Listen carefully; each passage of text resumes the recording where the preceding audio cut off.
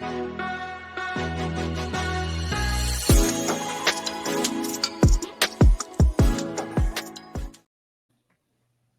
everybody. Welcome back to another episode of the Ardent Wife podcast.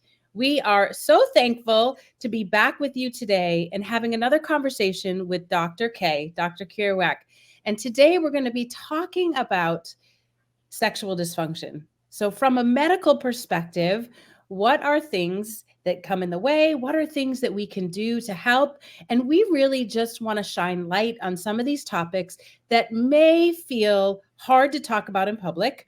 And we want to help just bring them to the light so that if you're struggling, you know you can get help. So go ahead, sit down, relax, clean your house, whatever you need to do while you're listening to us. But we can't wait to bring you this episode with Dr. K. And Tiffany and Dee are here with me. And today we're going to be talking about sexuality, sexual dysfunction, intimacy, from a really interesting perspective, from medical perspective, but also from, a biblical perspective. So welcome, everybody, and welcome, Dr. K. We're so glad you're back here with us. We always enjoy having a conversation with you and the perspective that you bring. We love hearing a male voice. I think as women, it's like we get this little kind of place where we get to speak and hear from a man outside of our spouse, which can sometimes be helpful. I know my husband and I read this book one time about like sexual myths that women want to know. And it was fun to read it together because it was like, like things like size matters and different things like that, where they unpacked all these myths. So it's great to have you here and just be able to hear your perspective, both professionally and then just as a man of God. So welcome back. And we're excited to talk today about this topic. Let's talk about sex, baby. Let's do it. So I guess we're going to just cue it off with a very general question. And I think we're going to end up going some fun places with this. But when people are in marriage and sexual dysfunction comes up, from a medical perspective, or even from your perspective in general, how do you handle that conversation if someone comes in your office? And maybe it would be different male or female, but. So usually what happens from a sexual dysfunction point of view is that it's reasonable, even before we get into this conversation, to talk a little bit about, well, what are we defining as sexual dysfunction? And is it different for men and women? So realistically, when we talk about men and sexual dysfunction, we tend to talk about a different terminology, which is erectile dysfunction. So it's the physical aspect about whether your genitals, your penis is getting hard, and you can have that experience and the pleasure that's associated with sex for men. Sexual dysfunction is a sort of an interesting physical and psychological term for women. And what I found interesting is that when you look up this definition, some form of distress must be present. So there doesn't necessarily have to be any physical abnormality, but there has to be some form of distress in regards to the woman. And that's some of the roots of the definition. So, whether or not sex is pleasurable or fun is some of the definition, but there is a stressful component to sex in this sexual dysfunction aspect. Yeah, that is helpful. And that's interesting, right? That the distress doesn't necessarily have to be physical. Right. So if we say, if a man or a woman, and since this is going to be the podcast really for the ardent wife, let's focus on the female aspect of things. So then if a woman comes to me, what I try to do is I try to use some terminologies that are a little neutral to, for lack of a better term, create a sacred space to get the conversation started. And it tends to be a line of questioning. So it flows out of, do you smoke? How many drinks do you have a week? These kind of components. And then it's talking about, and then I usually try to separate the two between libido and arousal. And it's interesting because they're kind of medical terms, so they're relatively safe. So people aren't offended with that. And most of the time, people know the difference between libido and arousal. All right. So arousal is somewhat of the emotional aspects, and libido is a little bit more of the physical aspects. So then I can separate the two. It's just like, are you attracted to your spouse? Are you engaged with your spouse? Do you find that there's romance in your relationship? And do you get excited about that? So that's arousal. And then libido is a little bit more of the, do you find that there's sort of this physical draw, that there's a little bit more of an animalistic mating type ritual that goes on as well? And realistically, I'm a man. I can only speak from a man's perspective, but I like to believe that my wife, that women sort of have those components as well, that they want to be attracted to their spouse and they want to have a little bit of an animalistic component. And I highly recommend a wonderful series by a pastor named Mark Driscoll. Mark Driscoll did a series called the Peasant Princess, which is sort of like sex within marriage based on the Song of Solomon. And it is definitely a bowl of popcorn and worth a watch kind of thing, where you really learn this aspect about like, oh, as a Christian, I didn't know that I could do those kind of things in marriage. And oh, sex is more than just having children, and like it could actually be fun. And can I have oral sex? And can I have, these components about like what can I do with my relationship? And so it opens up a whole new aspect of sex and intimacy. Yeah. Yeah. So can you describe for us the idea of like role in male and female roles when it comes to this? Sure. So we're going to talk about, let's talk about the things we talked about before the podcast. All right. So this is going to be sort of my opinion. Again, I've collected this from several pastors that talk about the idea about the role of men and the role of women. So I really want to start off with the idea of Genesis, that, that man was made in God's image, man and woman were made in God's image. And so I'm a big believer in equal but different. And so I'll tell you that again. I'm really a big believer of equal but different. And in God's original design, the design of perfection, God made masculine genitalia outward, and it actually needs to get activated. And women's genitalia is inward, and it does not need to get activated. It's passive and continually receptive. And so it's this beautiful picture of men needing to be outward in their pursuit for women, and women to be accepting and relationally open to that pursuit. And I really think that is sort of what God's original design is. And realistically, everything about God's design is supposed to reflect his great story. And so this idea about, a man being outward in his pursuit for his female counterpart is just a picture of Jesus, the great prince, leaving his kingdom to pursue the maiden that he's loved for a lifetime. And I have to believe that is just a great story. And that is, I think, both romantic for men and women. Yeah. I mean, realistically, this is the great stories that we're always drawn to. So when you sort of say, oh my gosh, that was just an amazing movie, or what a great novel, I will guarantee you there's a story about a hero that leaves his country to sacrifice everything for somebody he loves. That is usually the general story. And I think that is the baseline that arouses us in terms of sexual intimacy. Hey, everybody. If you like our podcast and you want to engage with us, sign up to get quick links to our recent podcast, encouragement, and to join our latest challenge.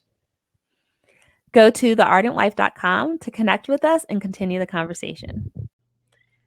Yeah, I agree. I also think there's two things I want to reference. One is the pursuit part. So there's a book by Dr. Julie Slattery, who is a psychologist of psychologist, and she has a ministry for sexual discipleship. And her book, Passion Pursuit, is all about Song of Solomon, and what she calls the wife there is the red hot smoking mama.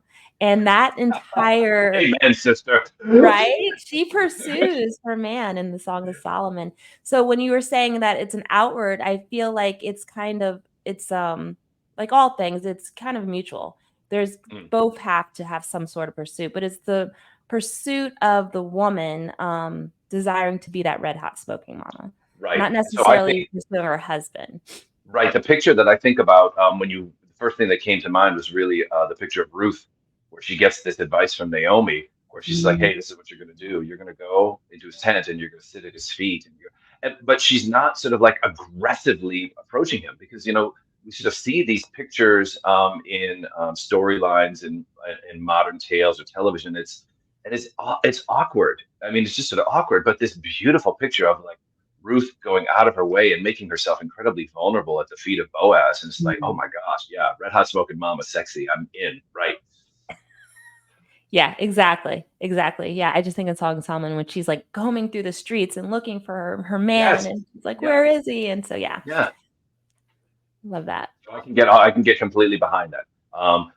Equally, I think that The man has to do his job. I think the man has to do more work.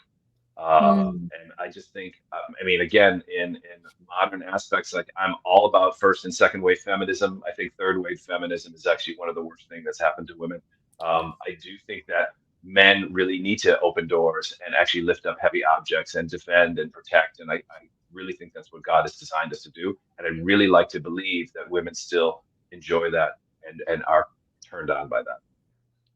It is a vulnerable place, right? That's a I mean, place. I think it can be, and I think in our society now, I agree, and I do want it personally, but I think there is a vulnerability to that. Will you? oh gosh, yes. Will you pick up that thing for me? Yeah. You know, and that it's humbling. It is humbling in a beautiful way, if it's done well and done right. You know, Well, and this is I think the brokenness of the world. So basically, Genesis 3, the fall happens, and now all of a sudden, and I see this in the clinic as well, is that men constantly blame other people, specifically their wives, like it's really her fault, and if she would just do this and she would just do that, then our sex life would be fine. And it's like, yeah, that's the original thing. Look at what the woman did, you know, that you put here in the garden with me. You know, I was expecting just a regular meal, and she cooks up forbidden fruit for me. You know, like that kind of thing. And then the flip is also, it's just like, well, you know, the female curse is just like, I know how to do things so much better than my man. And like, I really can manage the situation much better than him. And that just destroys us as men, basically. If women, the woman that we love and the woman that we're pursuing basically starts criticizing the way we do things, that absolutely destroys us as men and we move away. And so I think it's the brokenness of the world that robs us of the great story. Yeah. And I think also that's an extension of submission. It's not the whole part of it, but it's just an extension of submission, to submit yourself or surrender, because we know we can do everything. And it's a huge, as Jen points out, it's a huge vulnerability for submission, huge vulnerability. So the picture, you know, so if I can be kind of bold, I sometimes say this and get a rouse out of people and then explain the situation. And I say, I'm in a marriage where my wife bows down to me. And then they're like, oh my gosh, an incredible chauvinist. I say, but she bows down to me because I put her up on the pedestal. And so when you have this beautiful picture where the husband raises his wife higher than he is, she really has to bow down in order to have a face-to-face connection. I just think I've heard that from a pastor. That is absolutely beautiful. I really want to sort of have that kind of marriage, and I sort of teach my married individuals that come through. That's the kind of picture. Yeah. It comes from a place of get to versus have to. I get to bow down to my husband versus I have to, which is totally different. So I mean, that's some of the biblical philosophies in regards to that, but we can equally talk about, you know, some of the actual psychology that goes on and some of the physiology that goes on in midlife, because it seems as though sexual dysfunction usually occurs at midlife. It may occur at any age in a female's life, but it usually occurs in this sort of 45 to 55 range. And what are some common reasons for that? So usually, and like we've talked about this before, sort of behind closed doors, and we talked about it in the seminar. It really is the natural progression of menopause and perimenopause. So, you know, women are born with a certain number of eggs and for fertility, and as they ovulate through their lifetime, that certain number becomes low, and then they ultimately run out. And so, in this 45 to 55 decade, there will be missed menstrual cycles or missed ovulatory periods, ovulatory cycles, and there'll be changes in the aspects of her estrogen and testosterone and progesterone, and her vaginal fullness or her labial fullness really comes from her hormones. As she starts losing hormones, there's physical changes to her genitalia. And I'm very fortunate that I have a female practitioner in the office, and we'll have teaching sessions, you know, twice a day. And this has come up, and she has taught us, the two other male providers, the terminology to use so we can sort of gently start talking about this with women. And she said something interesting. She said, women will tell her there's a tearing phenomenon. So we're taught basically this thing called dyspareunia, which is basically painful sex. Nobody knows what that means, and we throw it out like we think other people know what that means. But when we describe as men, we describe it as painful sex. Women will then say, oh, no, it's not painful. But you know, our nurse practitioner will then say things like, well, you know, is there a tearing phenomenon? Is there a burning phenomenon? Is it less pleasurable? All of a sudden now that opens doors about the description of what's actually happening. And you can imagine if you have this amazing, intimate component with your husband, and all of a sudden pain comes into it, or a Mm. tearing feeling comes into it, and then you have this sort of conflicting ideas that are around it, and then you have the distress that really is the definition. Yeah. So what are and so is there well, I guess the cause is kind of the hormonal change that's happening in our bodies, right? Right. And so sometimes there are some procedures that are done to create sort of more fullness in the genitalia and more lubrication and secretions in the genitalia. There's some procedures that are done, but usually one of the things that's often done is hormone replacement therapy. And so we Mhm. put back what is missing. Yeah. And so that does help with the structure of the genitalia. I tend to, when I offer that to women, I talk about putting testosterone in too, because testosterone, we think, we're not sure, we think plays a role in terms of sex drive. So that's going to be more the libido and arousal component, Mhm. where the estrogen is going to play a much bigger role in the structural components. Yeah. So, are there ways that couples can support or navigate these challenges together, or should they see a doctor? What would So you that's a suggest? really interesting thing. So lifestyle seems to play a big role in this.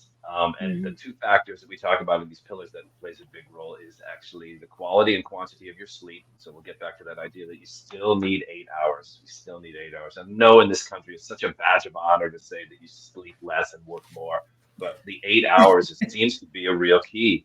And then, interesting enough, the three of you are perfect examples of this. Physical activity plays a big role in Mhm. terms of this aspect of arousal and libido and structural components of the female genitalia. So sleep and physical activity. I'm sure diet and stress do play a role, but it seems in the literature that physical activity and sleep rises to the top. Mm. And then, interestingly enough, so I'm going into this, studying this for the podcast, thinking that it's really going to be replacing estrogen and maybe some aspects of serotonin. What rose to the top all the time was a romantic relationship with your partner and open communication with your partner. Mhm. And it seems as though everything keeps circling back. So I'm looking at all these biological, scientific, medical journals, and basically everything keeps circling back of open communication in the relationship Mm. and open communication in the relationship. So, like, Wow. you need to have, a glass of wine and a nice steak and sit down and actually talk about this. And then I'll tell you a little funny story in regards to this. So, like, as I'm preparing for the podcast, I'm at the breakfast table and I'm asking my wife, tell me a little bit about your experience, going through the 45 to 55 component. She starts telling me, and then I'll ask her questions that, quite frankly, only a husband should be asking his wife. And then I hear my 17-year-old son from the family room yell out, "Please stop!" So I say, just check the room before you started this open conversation. So Great tip right there. Right.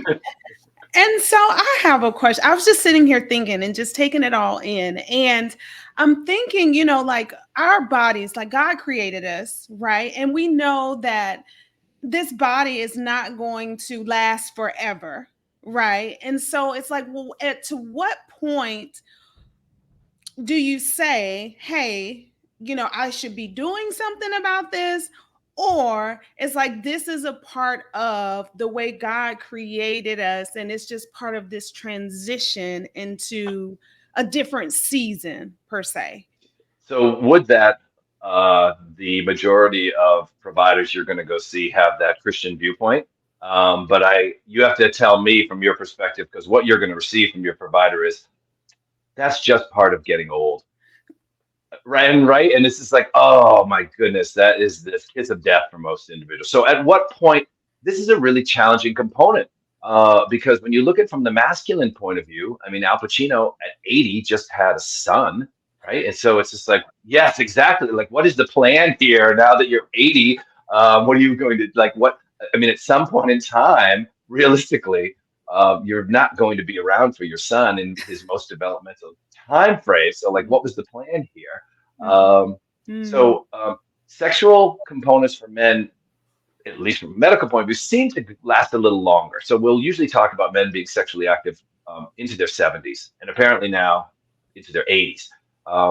From a women's perspective, and it's very interesting. And so I don't know if there is an aspect of bias or the patriarchy or whatever is actually going on, but there really isn't as much attention that's paid to this aspect of feminine sexual dysfunction as there is to masculine. Interesting. And I really, and I, whether that stemmed from the aspects of the classic marriage of the 40s, because you sort of say, look, well, the birth control pill came out in the 60s and hormones really, and so on. And that then it sort of have awakening. And then I remember, thinking about my mom, estrogen replacement therapy was just given out like candy all the time, and hysterectomies were done like tonsillectomies. And I was like, oh, well, you have a problem. We'll just take your uterus out and it'll be fine. And now it's really viewed much differently. So to answer your question, I tend to counsel women around 55 to 60, say you should be doing something at this point in time to sort of create as much resiliency in your anatomy as possible. And with the hormone replacement component, the earlier the intervention, the safer the intervention is. And then at least what is agreed upon is somewhere around 65, there's a withdrawal of the prescription of hormone replacement therapy. So you take the estrogen and the testosterone away because of safety mechanisms. Now, we didn't do this in the 60s, but the newer Women's Health Initiative research and probably some of the more elite research says 65 is starting to get a little bit more dangerous for breast cancer and heart disease and so on. And what's interesting is that hot flashes don't come back, but the genital atrophy does. And so when you remove the estrogen, the genital atrophy does. And so now, well, what does a woman do at 65 when she doesn't have this prescription anymore? And what I usually do is I tell the women, like, you need to get creative. Yeah. You need to get creative. You need to get romantic. You need to get creative. And sex has so many different forms. And then I usually tell them to watch The Peasant Princess. And then you have external components. So most of the time, and again, I hate to admit, but most of the time you can speak this. It's a lubrication problem more than it is a physical intimacy problem. And so you have artificial components of lubrication to create the aspect. I know that must be a bit of a buzzkill, realistically. However, it can really sort of enhance the aspect of the intimacy if sort of traditional sexual patterns are going to occur. That's what I usually will do in terms of counseling women. So I say for men, probably in their 70s, it's like you should be having no problems in some way. And women, I think around 60 is usually when you should say, well, we have to do some different things because the hormone replacement therapy might be getting dangerous at this point in time. I love that you asked that question, Tiffany, and I love your response, Dr. K. But I had the joy of being counseled by a woman who is in her 80s, and she's just a colorful person in general. But she had said that there was still intimacy. She was like, "There's other ways that you can be physical with your husband. That's not." Your traditional way, but she's like, it's something that you fight for in your marriage, That's a brilliant way of describing it. Despite what your age is, it's that connection that God gives us, and it looks different for every marriage. So she couldn't tell us exactly how that looks, but it was worth the fight to continue it. And they had been married for, I think, like 58 years at this point. And they still had intimate time together. And so she was, so that was kind of her response to it. And I love that you share that too, Dr. Kate. Like, there's other ways to be intimate, other than physically. To use your song, I mean, you guys can tell me, but I think that from a Song of Solomon point of view, those are the foxes in the garden. Yeah. Realistically, right? Those are the things that get into our lives and basically try to rob us of our joy. Like, you have to be on guard, and you have to fight the foxes that get into your garden. What are some things for men that get in the way for dysfunction? Just for the ladies to know if they're man, because I do actually have, out of my handful of friends, I know of two definitely that they have a drive and their husband is not very interested. So, I'm sure there's other things going on besides the physical, but maybe talk a little bit about that from a man's perspective. How would you before you answer, I want to ask, is it nagging? Like, it's in the mix, let's just say. I guess we'll address the elephant in the room. Realistically, pornography is probably the biggest one. And I think it's so readily accessible, so easily accessible. So then, just from a man's perspective, pornography is sex without risk. And basically, you'll always have a harem that's going to say yes to you with pornography. And what happens, we know this from psychology, is that the more you engage in pornography, the less satisfying it becomes, and the deeper and darker it has to become in order for it to be satisfying. And then you have this incredibly bizarre expectation from your reality based on your fantasy world. And so when you go into the bedroom with your wife, you'll then have the expectation that she is going to perform like the pornography you've been engaged in, and there's a disconnect. And so the other thing is, it's probably helpful to talk about, and there's plenty of books, both Christian and secular, to talk about the idea of like, what are the needs of men and what are the needs of women. Is that really like an okay thing just to talk about? Yes. So one of the things that I think, so I jokingly say that, our dads didn't really teach us very much about how to speak to women. And I also think in the women I counsel, they don't have as much of a clue as to how men think and act or what they want. We sort of assume as men that women are just men with long hair, and it's just like, it's not really the case. So one of the things from a woman's perspective that you need to know from a man is that there's 5 basic needs for men, and the number one need for men is sex.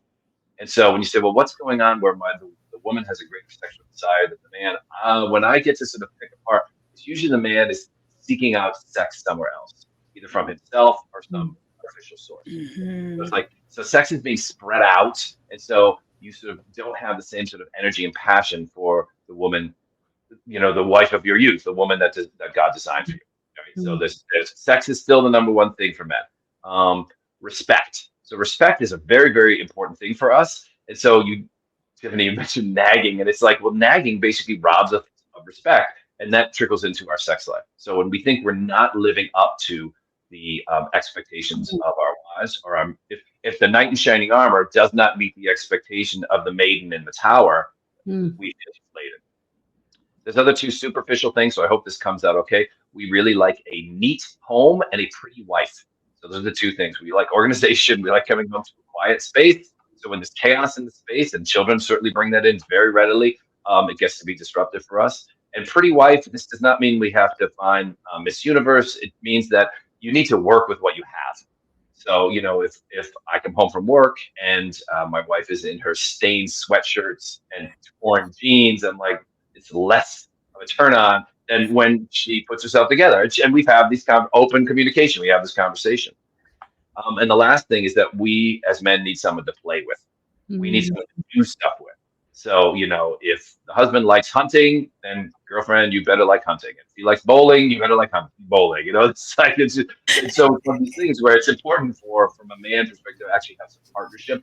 Otherwise, he will seek those things elsewhere. And if we don't like it, can we pretend that we do? Does that work?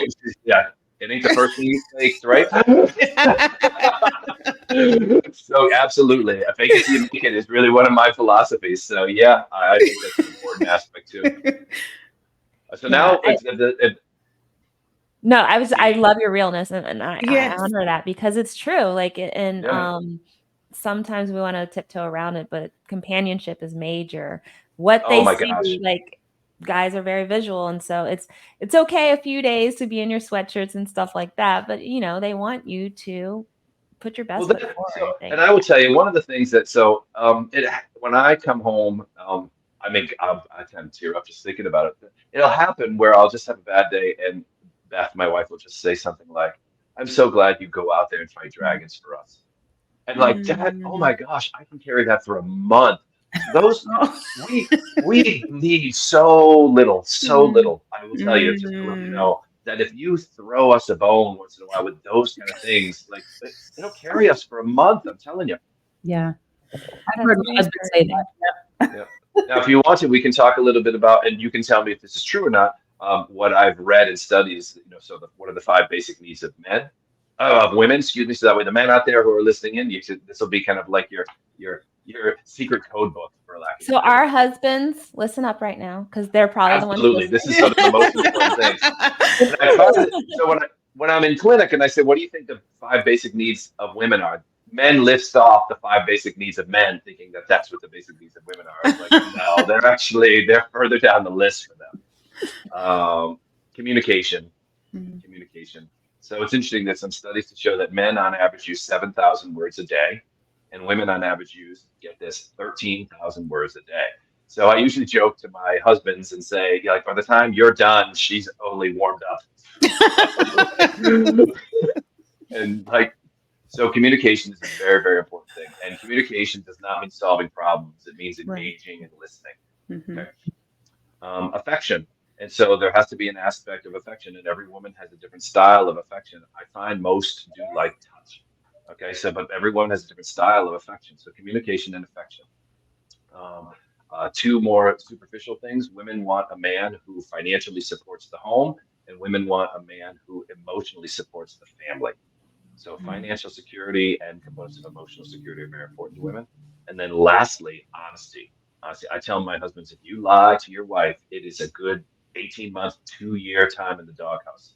Like you lie to your friend, you'll have fight in the parking lot and you'll have beer and pizza in the evening. But like you lie to your wife, you really need to basically come clean and then suffer the consequences. So again, back to it's affection, communication, financial support for the household, emotional support for the household, and Yeah. honesty. Yeah. And just thinking about those things, it makes me think that if you are receiving those things in and of themselves, they are a turn on. Oh my! Well, I don't know. I mean, I would think That I don't know how arousal. needs, but I mean, according to that's what women want to hear. So It's like, oh, I have someone who's affectionate. I have someone who listens to me. Like, yes, this is what I need. okay, so it seems as though that holds true. Yeah. And I also think from the single woman's perspective, that's what they're looking for. Like, because especially if they're living their life, they can provide a lot of the things that they need, but what you're listing off is exactly what they're desiring. So, So that's there are a brilliant few because non-wives to yeah. So add for to their list. my 15-year-old daughter, when friends like she'll talk about the dating scene and the drama of high school and so on and so forth, and then and if friends are over, I always point to my daughter. I say, what's your baseline criteria for a man? And she always looks at Jesus and a job. JJ. Yeah, Jesus and a job, and I was like, man, that's your starting point. You got Jesus and a job. That's a good entry point. I Love it. love that. Amen. I love that. All right. There was just two other things that I wanted to come back to and talk about was you had mentioned earlier, like with the actual physical piece of erectile dysfunction, there are some actual physical things for a man that get in the way.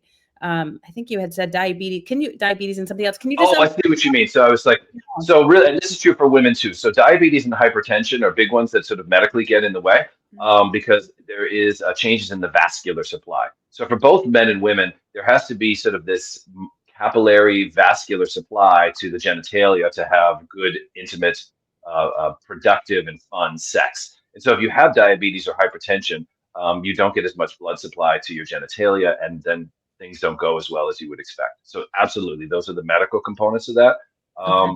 And then usually, again, the hormone withdrawal component for both men and women. When men start losing testosterone and women start losing estrogen, those particular hormones play a role in terms of the quality and often the quantity of sex. There are some components in the medical field. There are some medications that are used, but it's interesting as I was reading about, they're very controversial because one of them is a serotonin related medicine. It's called flibanserin, and it's an oral medication that floods the woman's body with serotonin. But serotonin is like it's the turkey after Thanksgiving. So it's just sort of like, yes, it may actually help, but you can't drink, you cannot drive, you may fall asleep, and so it's just like this. It's hard to say whether it's actually a good fit or not. And then there is a medicine, ospemifene, which basically it sort of alters estrogen without using estrogen. And that's also another way of, from a medical point of view. Testosterone, again, is one of the ways that we can help with female sexual dysfunction. But you have to, not surprisingly, you have to thread that needle very well because no woman feels sexy with a beard, let's say. So you have to make sure that you have to sort of thread that needle very well. Yeah. Okay. I And want go ahead. I do have another question and something that I thought about and forgot.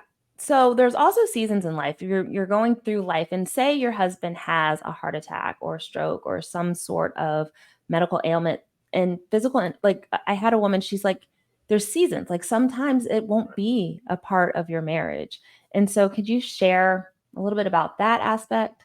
So that's sort of the challenging component of the modern philosophy versus the Christian philosophy. And so realistically, when you stand for your community and you say, for better, for worse, for richer, for poor, till death do us part, do you really mean it? Right. So like when there are seasons in life and you have a component that happens to your partner, uh, he becomes paralyzed, she has cancer, Yeah. and so there's a burn component that goes on, so like, well, are you in it for eternity, or were you in it for what the other brought to the marriage? Right. So basically, it's just one of the, I will tell you, so this is for the men, it might be for the women.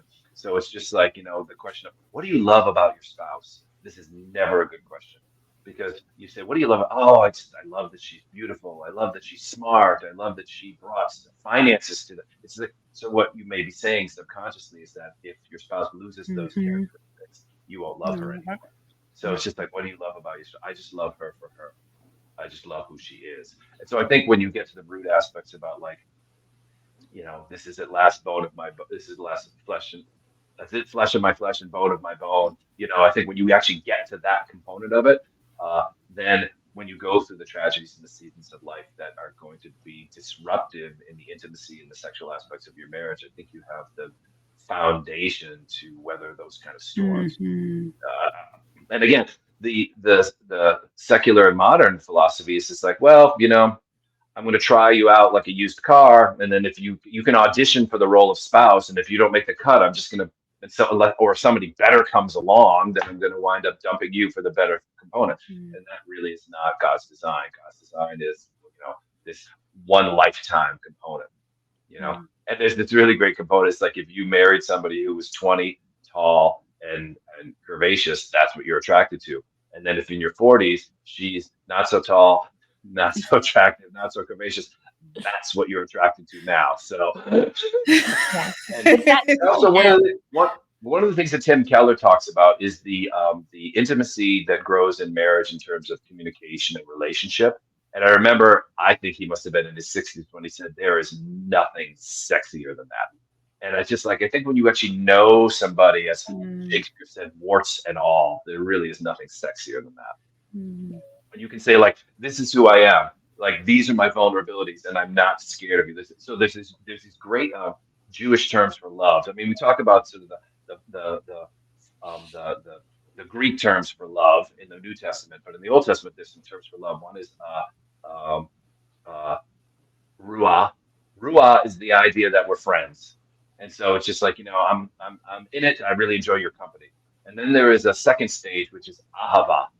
Ahava is an idea that I've seen you're ugly and I'm going nowhere.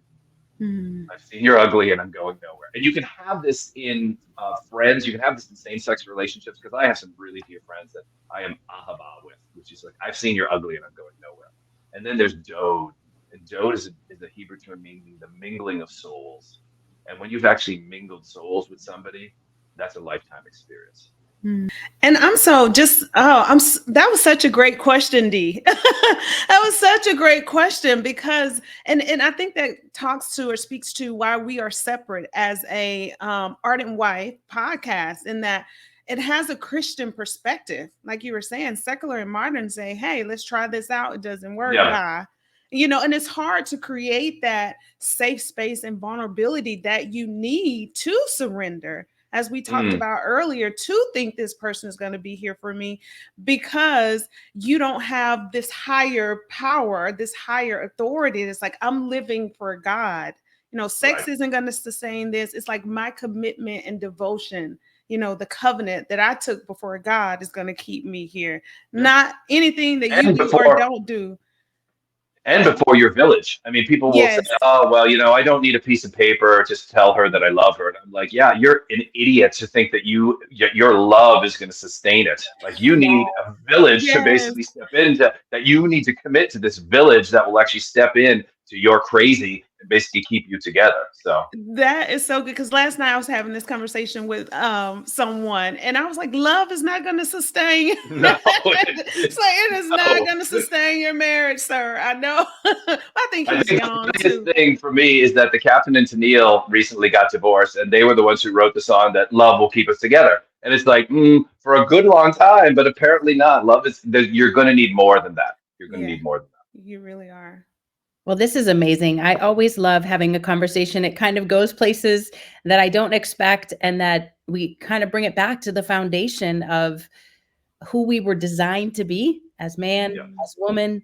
And it's such a joy. It's such a joy. So we hope that you've enjoyed this episode here today with us, and realize that as we talk about these topics, whether it's a physical aspect of dysfunction that's going on in your body, or maybe emotional or mental, that you're not alone, and that there's help. There's a way out, because God always provides a way out. And God loves you, loves your marriage, loves your sexuality, and wants you to live life and live it to the full. So we pray that this episode blessed you, and that you feel and walk away from this time with some tools and with some help. So as always, we are so grateful that we get to cry, laugh, and grow closer to Jesus together. And we'll see you next time.